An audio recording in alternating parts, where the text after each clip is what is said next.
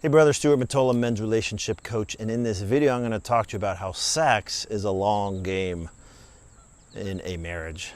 And up front, that's something a lot of guys don't want to hear. A long game? No, I want it now. It's been 3 months, it's been 6 months. I don't know if I can stay married with someone who doesn't have the same sexual needs as I do. So if that's where you're at, first notice that you're jacked up, okay?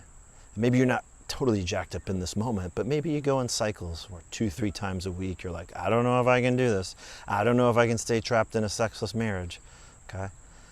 So that's on you, brother, because there's the reality and then there's how you respond to the reality. And if you're responding to a sexually challenged marriage from a heightened state, you're gonna be needy, you're gonna seem desperate, and you're gonna be out of your power to change it. And you're just gonna make things worse. So what can you do instead? Well, you can start to understand that sex is not just about physical intercourse. And now you may be saying to yourself, oh, of course, I know that. But are you approaching sex in a way where you're really targeting what it's about?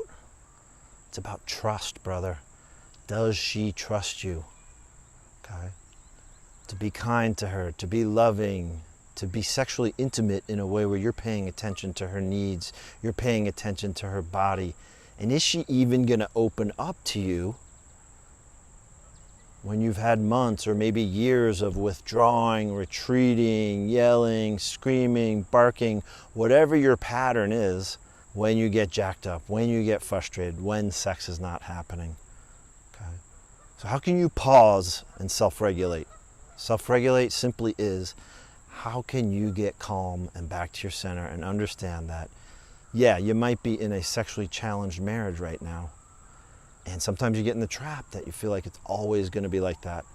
And that may be the case because you haven't found any tactics or strategies to help you get out of that. But once you start implementing tactics and strategies to get yourself out of that, to make slow, incremental process, knowing it's a long game, then that intensity, that fear, that desperation, that neediness is going to drop. It's going to put you more into your center. It's going to put you in a place where you're going to start to understand how to build emotional connection, which could be as simple as saying, hey, sweetie, I just want to touch base, check in, speak from the heart for 5-10 minutes here. We've been missing each other. Life's been busy. It's almost like we've been invisible to each other. I am missing you.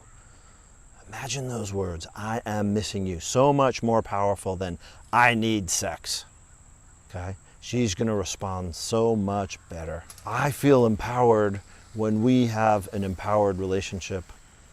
I feel happier when we are more connected. Building the long game of sex is building the ground level of trust, intimacy, and connection. And you can do that as simply with the words, I miss you, sweetie. I want to spend some time together, even if it's just sitting on the couch for 5 minutes, sharing what's going on in our hearts, how we're feeling, what's alive for us, and where we're struggling. And then I want to hold your hand and hold you. And to be able to do that in a way where you're authentic and you're playing a long game, knowing that in a marriage, in a long-term relationship, good sex, good connection is built on the bedrock, the foundation of trust, love, prioritization, and her knowing that you really care about her. And if that's the game you want to play, and you are in a sexually challenged marriage, I want to encourage you to check out links below to my work. I hope this was helpful. Thanks so much for watching and have a kick-ass day. Bye.